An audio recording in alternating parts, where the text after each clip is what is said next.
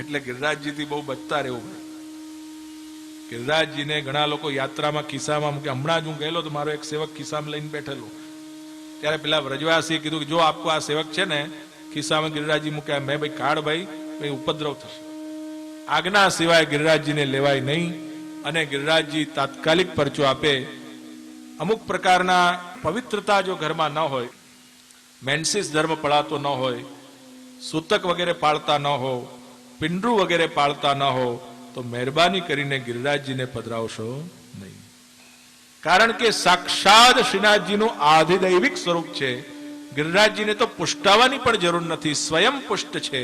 કારણ કે ભાગવતજીમાં લખ્યું છે કે આ મારું મૂળ સ્વરૂપ છે. એ જે બિલરાજજીની શ્રીઅંગમાં જે સ્વરૂપ હતું એ જ આપણા દેવદમન શ્રીનાથજી, જે આપણે કહીએ છીએ ને દેવદમન તુમ્હારે શરણ, એ શ્રી ગિરિરાજ બાવાના સ્વરૂપમાંથી જ તમે જો આમના શ્રીઅંગ જોશો ને શ્રીનાથજી બાવાનું, એમાં પેલી રોમાવલી છે. અને એકદમ ગિરિરાજજીની સુંદર શિલા, સિંદૂરી શિલા જેવું આપનું સ્વરૂપ છે. એ શ્રીનાથજી બાવા સૈનમાં ત્યાં બિરાજે છે. માટે આપણે એમને શું કહીએ છીએ? એ શ્રીનાથજીને ત્યાં ધ્વજા પણ છે. તમે જોઈ બીજે કશે ધ્વજા નથી.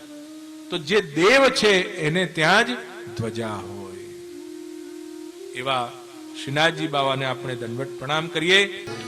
ગોવર્ધન પૂજા કરીને નંદ બાવા અને યશોદાની સાથે પાછા શ્રી ઠાકોરજી નંદ ભવનમાં પધાર્યા છે. અને ત્યાં આપણા શ્યામ સુંદરની સુંદર આરતી શ્રી યશોદાજીએ ખૂબ પ્રેમથી કરી છે, નજર ઉતારી છે. અરે કનૈયા આજ તો તુને બડો કમાલ કર દિયો, इतनो चलो इतनो चलायो, इतनो भोगारो गायो, और ये गिरिराज बाबा को तो प्रसन्न कर दियो. ये हमारो देव हमको आज पहली बार पता चलो. इतनो बोलो, इतनो कृपालु देव आज तूने बतायो. श्री गिरिराज जी ની આરતી અને શ્રી ઠાકોરજીની આરતી કરી ત્યારે આ વાતની ખબર પેલા ઇન્દ્રને પડી છે. જુઓ, ઇન્દ્ર એટલો ગુસ્સે થયો. એણે નક્કી કર્યું, તમે શ્રીમદ ભાગવતજીનું ચિંતન કરતા હશો તો ત્યાં કેટલાક અપશબ્દો ઇન્દ્ર ઠાકોરજી માટે બોલ્યો છે. એવું બોલ્યો કે આ વ્રજવાસીઓ કેટલા ગાંડા અને મૂર્ખા છે કે મારા જેવા દેવનું યજ્ઞ છોડી આ કૃષ્ણ જેવા તદ્દન અભણ ગોવાળિયાની વાતોમાં આવી.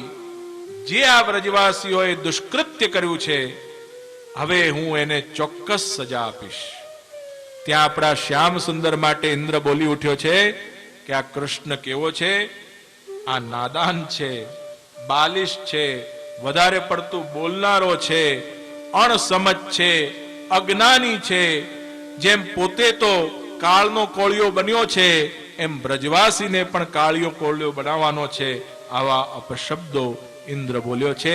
ત્યારે મહાપ્રભુજી એનો બહુ સુંદર અર્થ કાઢ્યો કે એ જે સંસ્કૃતમાં જે શ્લોક છે ને, સુબોધનીજી જો આપણે દ્રષ્ટિ કરીએ તો જે શ્લોકની અંદર પ્રાસ અને જે સંધિ થાય છે એમાં એક અર્થમાં તો ગાળો નીકળે છે અને બીજા અર્થમાં ભગવાનની સ્તુતિ પણ થાય છે. તો સ્તુતિ કોણે કરી એવો જો અર્થ થાય તો સરસ્વતીએ ભગવાનને એ શ્લોકમાં સ્તુતિ કરી છે, ભગવાનના ગુણ ગાયા છે. પણ ઇન્દ્રના ભાવથી જોઈએ તો ઇન્દ્રે ભગવાનને ગાળો આપી છે. એવા અદ્ભુત રસાત્મક સંધિ વિચ્છેદ વાળા શ્લોકો હોવાથી એ શ્લોકના બે અર્થ થાય છે. ઇન્દ્રના ભાવથી ગાળોનો અર્થ થાય છે અને સરસ્વતીના ભાવથી ભગવાનની સ્તુતિ થાય છે. એ બહુ સુંદર આખો વિષય છે. ત્યારે ઇન્દ્રે એટલા બધા મેઘને ત્યાં મોકલ્યા અને કહ્યું કે જાઓ મેઘો, એટલું બધું પાણી વરસાવો, આ બધા વ્રજવાસીઓને મૃત્યુનું થાય અને આ બધા જ ગાયો બાયો બધી મરી પરવારે. એટલું બધું તમે જાઓ અને હું પાછળ ઐરાવત હાથીમાં બેસી તમારી રક્ષા કરવા માટે ત્યાં આવું છું. આ બધા મેઘો એટલું બધું મુસળધાર વરસાદ કર્યો. શ્રીમદ ભાગવતજી લખે છે કે એ વરસાદ સામાન્ય ન હતો, અમદાવાદમાં પડે છે એવો નહોતો. એવો વરસાદ હતો. એમાં વર્ણન છે કે જ્યારે એ વરસાદ પેલું ધોધ પડતો હોય ને બધા ટીપા ભેગા મળીને ધોધ પડે અને ધોધમાંથી કરા પડે અને એ કરામાંથી જમીનમાં મોટા મોટા કાણા થઈ જાય અને કાણામાંથી જમીન થોડી ઊંચી આવે ને થોડીક નીચી થાય. બધા વ્રજવાસીઓ ત્યાં ચાલવા લાગે તો કોઈક પડી જાય અને એટલી બધી ઠંડી વધી ગઈ. એ ઠંડીમાં કેટલીક ગોપીઓ છે ને આમ ધ્રુજવા લાગી. શ્રીમદ ભાગવતજીમાં વર્ણન છે કે બધી ગોપીઓ આમ ધ્રુજવા લાગી. એમના નાના નાના જે બાળકો હતા ને એ મૃત્યુ જેવા અર્થાત મરવા જેવા થઈ ગયા. જે વૃદ્ધ લોકો હતા એ લોકો અત્યંત દુર્બલ અવસ્થામાં પહોંચી ગયા અને બધા જ દોડતા દોડતા ક્યાં ગયા છે? જ્યાં આપણા શ્યામ સુંદર એક સુંદર વૃક્ષ નીચે બિરાજી રહ્યા છે ત્યાં બધી જ ગોપિકાઓ, બધા જ ગોપો, બધા જ બાળકો, બધી જ ગાયો એક સામટી ઝુંડ મળીને શ્રી કૃષ્ણના ચરણને સ્પર્શ કરવા ત્યાં પહોંચી ગઈ છે. જો મહાપ્રભુજી અહીંયા બહુ સુંદર ભાવ બતાવે છે. જો શ્રી વલ્લભને આપણે આ સુબોધનીજીમાં શ્રવણ કરીએ તો આપની શંકાનું સમાધાન થાય. શ્રી આચાર્ય ચરણ કહે છે કે આમ તો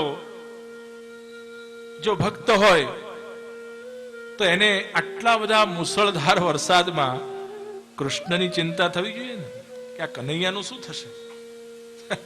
હવે હું તમને એક જ વસ્તુ કહું, અમદાવાદમાં બહુ પૂર આવે ને ઘરમાં 5-5 માળ સુધી પાણી ભરાવાના હોય અને આપણે ઘરમાં બિરાજતા ઠાકોરજીની ચિંતા ન કરીએ તો કેવું થાય?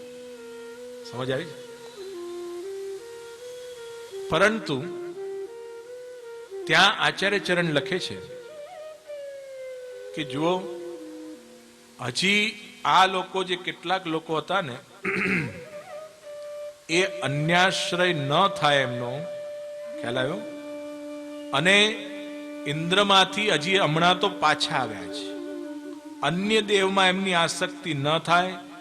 અન્ય દેવમાં જે એમનો ખોટો પ્રકાર હતો, અન્ય દેવની અંદર જે ખોટી એમની માન્યતા હતી, અન્ય દેવ તરફની જે દોડ હતી અને કૃષ્ણ પરક જે અનન્યતા હોવી જોઈએ એ હમણાં જ હજી તો થઈ છે. એટલે એમને હજી એટલો બધો વિચાર ના આવ્યો, પણ છતાંય થોડોક જે ભય થયો એ ભયથી પણ શ્રી મહાપ્રભુજી શું કીધું? ઇષ્ટાપત્તિ એટલે પોઝિટિવ એપ્રોચ વિચાર્યો કે જો અગર ભયમાં પાછા ઇન્દ્ર પાસે ગયા હોત અને એવું વિચારતે કે આ તો કનૈયાએ અમને ખોટે રસ્તે લઈ ગયા, આ અમે જે ઇન્દ્ર યજ્ઞ ન કર્યો એટલે આ બધો વરસાદ પડ્યો અને એ વરસાદને કારણે અમારું વ્રજ તબાહ થઈ ગયું, એવું વ્રજવાસી બોલ્યા નથી. હવે તમને આ ગુડાટ સમજાયો? શું સમજાયો? કે વ્રજવાસીઓને જ્યારે આ લીલા શ્રી ઠાકોરજીએ કરી, કઈ ઇન્દ્રમાન ભંગ લીલા કહેવાય, અર્થાત ભગવાને એમને પોતાના નિજ સ્વરૂપ એટલે ગિરિરાજ બાવાના સ્વરૂપમાં આસક્ત કર્યા કે અમારો દેવ કોણ? ગિરિરાજ બાવા. અને અંદરથી તો ભગવાન જાણે જ છે કે આ ગિરિરાજ બાવા બીજો કોઈ નથી, એ હું જ છું. એટલે આ લોકો ગમે તેમ તો મારામાં જ આસક્ત થયા છે, અન્ય કોઈ દેવમાં આસક્ત થશે નહીં. ત્યારે એ બ્રજવાસીઓ આટલો બધો કાળો કેર વર્તાવા છતાંય ફરી પાછા ઇન્દ્ર પાસે નથી ગયા. એ સૂચવે છે કે ઇન્દ્ર હવે એમના મગજમાંથી નીકળી ગયો છે. તો કોણ પેઠો છે? અમારો કાળિયો કૃષ્ણ પેઠો છે. આ મહાપ્રભુજી કહે છે. ખ્યાલ આવ્યો? હવે તો શ્રી મહાપ્રભુજી પ્રસન્ન છે કે ચલો કहीं से भी अब आए तो आए, हम कृष्ण के सिवा कहीं न जाए. अगर कुछ भी होगा लौकिक या अलौकिक, अगर कुछ हमको चाहिएगा भी तो हम अन्य कहीं नहीं जाएंगे, हम श्री કૃષ્ણ को ही પકડેંગે. અને એવો ભાવ રાખીને આ વ્રજવાસીઓ શ્રી કૃષ્ણ પાસે આવીને શું બોલ્યા? આ શ્લોક તમારે બધાએ બોલવાનો છે. બોલો, કૃષ્ણ કૃષ્ણ મહાભાગ ત્વન્નાથમ ગોકુલમ પ્રભો ત્રાતુમ અર્હસી દેવાન્નઃ કુપિતાદ ભક્ત વત્સલ. આ અદ્ભુત શ્લોક છે. આ શ્લોક મંત્રાત્મક છે અને તમે જીવનની અંદર બહુ જ વિપત્તિમાં આવી ગયા હો, તમને સેવામાં ખૂબ ચિત્ત હોય, તમારી ઠાકોરજીમાં ખૂબ પ્રીતિ હોય, અને તમે ભક્તિમાં આગળ વધવા માંગતા હો અને કોઈ વિઘ્ન આવ્યું હોય, તમે એ સહન ન કરી શકતા હો અને તમને એ બહુ જ આકરું લાગતું હોય અને એના કારણે તમારો ભગવદ ભાવ નષ્ટ થતો હોય, એકાગ્રતા તૂટતી હોય, ભક્તિમાં એકદમ ટેન્શન આવી ગયું હોય, તો બીજા લૌકિક ઉપાયો કરશો નહીં, લૌકિક ધાગા દોરા કરશો નહીં, અન્યાશ્રય કરશો નહીં. આ શ્લોક જે ગોપીજનોને વ્રજભક્તો બોલ્યા છે, શું બોલ્યા છે? કૃષ્ણ કૃષ્ણ મહાભાગ. 2 વાર કૃષ્ણ બોલ્યા. 2 વાર એટલા માટે શ્રી આચાર્ય ચરણ કહે છે કે જ્યારે કોઈ જીવ બહુ જ થોડોક ચિંતામાં અને ભયમાં આવી ગયો હોય ને, તો 2 વાર બોલે, અરે સાંભળો છો, અરે સાંભળો છો. આ પત્નીઓ હંમેશા પતિઓને કહેતી હોય, અરે સાંભળો છો, સાંભળો છો. 1 વાર બોલે તો સમજવું કે ઠીક છે, 2 વાર બોલે ને સમજી જવું પતિએ પણ એલર્ટ થઈ જવાનું કે પત્ની બહુ ટેન્શનમાં છે. અહીંયા ગોપીઓ પણ 2 વાર બોલી છે, કૃષ્ણ કૃષ્ણ, હે કૃષ્ણ, હે કૃષ્ણ. આતુરતા છે, કારણ કે ગોપીઓને એ જલ ક્યાં સુધી આવી ગયું છે? બધી નદીઓ ઉભરાઈ ગઈ છે, અહીંયા સુધી પાણી આવી ગયા છે. અરે તમને વિચાર કરો, જ્યારે ગોપીઓની આવી દશા જોઈ ને, અને ગોપીઓ કહેવા લાગી, કૃષ્ણ કૃષ્ણ મહાભાગ, હે શ્યામ સુંદર, આપ કેવા છો? મહાભાગ્યશાળી છો. જો આટલા બધા ટેન્શનમાં પણ શબ્દ કેવા વાપરે છે. લૌકિક માણસો તો શું વાપરે? હાવ નકામા છો, સાંભળતા નથી. અલૌકિક લોકો શું કે? આપના જેવા કોઈ ભાગ્યશાળી નથી. આ સમજો, કમ્પેરિઝન કરું છું. લૌકિક બુદ્ધિમાં તુચકારો નીકળે, અપશબ્દ નીકળે, તામસ ભાવ નીકળે, પણ જ્યારે અલૌકિક ભક્તિનું સંપાદન હોય, જ્ઞાન સ્વરૂપિણી ગોપી હોય, ત્યારે ભગવાન માટેના દૈન્ય ભાવથી શબ્દો નીકળે, હે શ્યામ સુંદર, આપ कैसे हो? આપ તો મહાભાગ્યશાળી હો. ગોપી એ મહાભાગ્યશાળીના અંદર એક સુંદર ભાવ છુપાયેલો છે. હે શ્યામ સુંદર, ભાગ્યશાળી અને મહાભાગ્યશાળી આ 2 શબ્દમાં ફરક ખરો કે નહીં? જે પોતાનું ભાગ્ય વધારે અને પોતાના ભાગ્ય સુધી જે સીમિત રહે એ ભાગ્યશાળી. તમે પોતાના ભાગ્યનો અનુભવ કરીને પોતાનું સુખ ભાગ્યથી મેળવો એને શું કહેવાય? ભાગ્યશાળી. પણ તમારા ભાગ્યથી બીજાના ભાગ્ય પણ ઉગડી જાય, બીજાના નહીં પણ ત્રીજાના પણ ઉગડી જાય, ત્રીજાના નહીં પણ ચોથાના પણ ઉગડી જાય, ચોથાના નહીં પણ અનંત કોટી જેટલા પણ લોકો છે બધાના ભાગ્ય ઉગડી જાય, એને શું કહેવાય? મહાભાગ્યશાળી. ગોપી કહે છે કે શ્યામ સુંદર, हम तो आपको महाभाग्यशाली कह रहे हैं क्योंकि हम जानती हैं जब तक आप इस ब्रज में हो हमारा अभाग्य हो नहीं सकता. કેટલી સુંદર વાત આ ગોપીના શબ્દ તો જુઓ. એટલે એ ગોપી, એના મનમાં અવિશ્વાસ નથી. પહેલી વાત આ સમજજો, ગોપીના ભાવને આપણે જાણવાના છે. એના અંદર અવિશ્વાસ નથી. એ જાણે છે કે મારા સ્વામી કૃષ્ણ છે એટલે મારો વાળ વાંકો થશે નહીં. જો શ્રી મહાપ્રભુજી અહીંયા એક બહુ સુંદર બીજી વાત કરી છે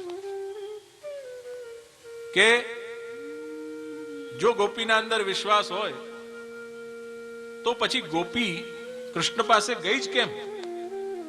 સમજ્યા હું શું કહું છું? અગર તમને વિશ્વાસ છે કે મારો પ્રભુ બધું સારું જ કરવાનો છે તો તમે જઈને ગયા જ કેમ? ત્યાં બહુ સુંદર અર્થ સમજાવે છે કે ગોપી અગર ઇન્દ્રને એમ કહી દેતે कि हे इंद्र श्री कृष्ण यहां विराजते हैं, तू हमारा क्या कर लेगा, એવું કહીને અગર ગોપી કઈ જ પ્રાર્થના કઈ જ વિનંતી ન કરતે તો પણ શ્રી મહાપ્રભુજી કહે છે એ કૃષ્ણ એ ગોપીની રક્ષા કરતે, ખાલી એ મેઘોના વાદળના વરસાદને રોકીને, પણ ગોવર્ધન પર્વત ઉચકતે નહીં. ખ્યાલ આવ્યો? સમજો શું કહું છું? જો ગોવર્ધન પર્વત ઉચકવો હોય તો ગોપી આવીને કહેવું પડે, હે કૃષ્ણ આપ મહાભાગ્યશાળી છો, આ કુપિત થયેલા દેવથી આપ અમારી રક્ષા કરો, કારણ કે આપ રક્ષા કરવાને યોગ્ય છો. ખ્યાલ આવ્યો? આપ રક્ષા કરવાને યોગ્ય છો. ત્યારે ભગવાન કે છે બે ઘડી તો ભગવાન એકદમ કરુણા મરુણાવલ થઈ ગયા. ખૂબ આપને દયા આવી ગઈ. ઓહો, મારા ભક્તો, મારી ગાયો, મારી માં અને આ મારા પ્રેમી ભક્તોની સ્થિતિ આવી અને આ દુષ્ટ ઇન્દ્રે આવું કર્યું.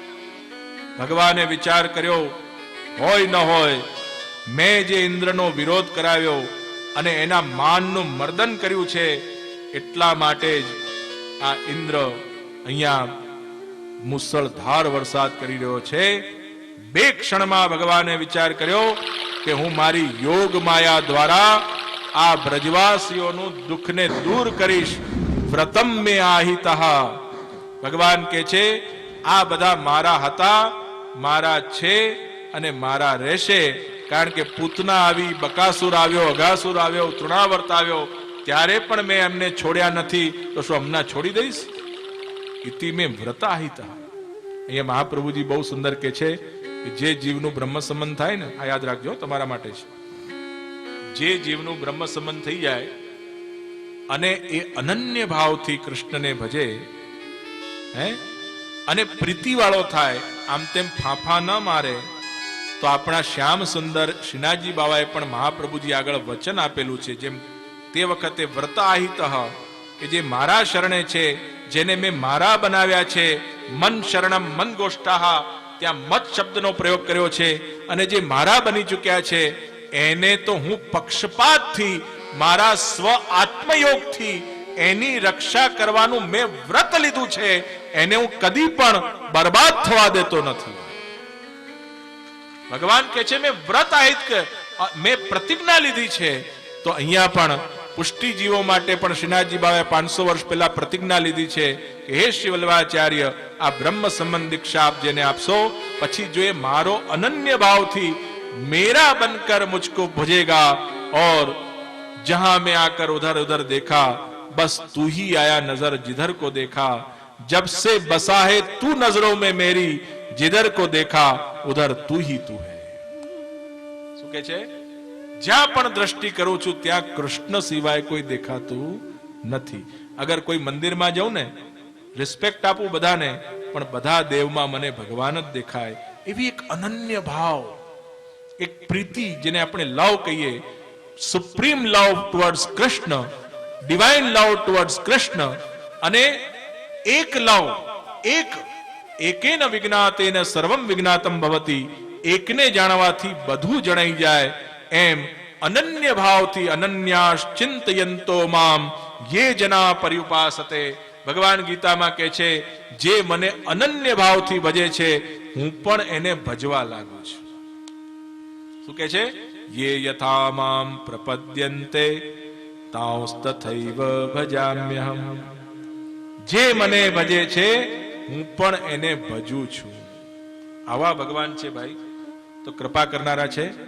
તો અહીંયા ગોપીજનોની આગળ જેમ વ્રત આહિત છે, શ્રી મહાપ્રભુજી આગળ શ્રીનાથજીએ કીધું, ऐसे जो मेरे अनन्य भक्त हैं उनको भी रक्षा मैं करूंगा. એવા શ્રીનાથજી બાબાએ જ્યાં વિચાર કર્યો, મારા બ્રજવાસીઓની આવી સ્થિતિ ઇન્દ્રે કરી છે. જેમ સસલાને 1 મિનિટમાં આમ પકડીને કોઈ ઊંચું કરી દે, છત્રીને જેમ ઊંચું કરી નાખે 1 સેકન્ડમાં, એમ ભગવાને પોતાની યોગ માયાનો આશ્રય કરી એક ઝટકાથી શ્રી ગિરિરાજ બાવાને આમ ઉચક્યા, એક ઝટકાથી, અને દક્ષિણ કરમાં લઈ ટચલી આંગળી ઉપર શ્રી ગિરિરાજ બાવાને ઉચકી લીધા. અને બધા જ બ્રજવાસીઓને, જેટલી પણ બ્રજ ગોપિકાઓ અને ગાયો હતી, એ બધાને કીધું કે જુઓ, હવે આજે ખાડો પડ્યો છે ને, બહાર થોડી થોડી માટી છે ને અંદર ખાડો છે, તમે બધા જ આ ખાડામાં આવી જાઓ. આ ઇન્દ્રનો વરસાદ તમારો વાળ વાંકો કરી શકશે નહીં. આ બધા જ વ્રજવાસીઓ અંદર પધારી ગયા છે. પ્રિય વૈષ્ણવજનો, 3 દિવસ સુધી તો ભગવાને 2 જ ભુજા ધારણ કરી હતી. આ પુષ્ટિ માર્ગીય ભાવ. કેટલા દિવસ? 3 દિવસ. કેટલી ભુજા? 2. પણ ત્રીજા દિવસે આપણા શ્યામ સુંદરે જોયું કે હવે મારા વ્રજવાસીઓ થાકવા લાગ્યા છે, ભૂખ લાગવા માંડી છે, પ્યાસ લાગવા માંડી છે, ત્યારે આપે આપના ચતુર્ભુજ સ્વરૂપના દર્શન કરાવ્યા છે. બોલો ચતુર્ભુજધારી ભગવાન કી. આપના 4 શ્રેષ્ઠ પ્રગટ કર્યા છે, શંખ, ચક્ર, ગદા અને પદ્મ. બહુ જલ વરસી રહ્યું છે, બહુ જલ વરસી રહ્યું છે, ત્યારે એક હાથમાં પોતે શંખ પ્રગટ કર્યો. જે પણ જલ અંદર આવતું હતું એને શંખ દ્વારા શોષી લીધું છે. ખાડામાં જલ આવે ને, અને બહાર જે કેટલું બધું પુષ્કળ જલ, ભાગવતજીમાં વર્ણન છે કે એટલું બધું જે પ્રલય કરનારા જે મેઘ હતા ને, કેટલા પ્રલય કરનારા. અત્યારે જે અમદાવાદ અને વડોદરામાં જે આ બધા વાદળા આવે છે ને, એ તો સામાન્ય અમદાવાદના મણિનગર પૂરતા જ આવે છે. ક્યાં પૂરતા? પાછા મણિનગરમાં પણ કયો એરિયા આવે? કેટલા બધા એરિયા છે, કેટલાક વાદળા તો એટલા પૂરતા જ આવે. અહીંયા ભાગવતજીમાં એવું વર્ણન છે કે આ બધા મેઘો કેવા હતા. 3 દિવસમાં આખી પૃથ્વીને પ્રલયમાં ભીંજવી શકે, પ્રલયમાં ડૂબાડી શકે એ મેઘને આ ઇન્દ્રે મોકલ્યા છે. ગાળો થઈ ગયેલો છે. સમજ્યા તમે?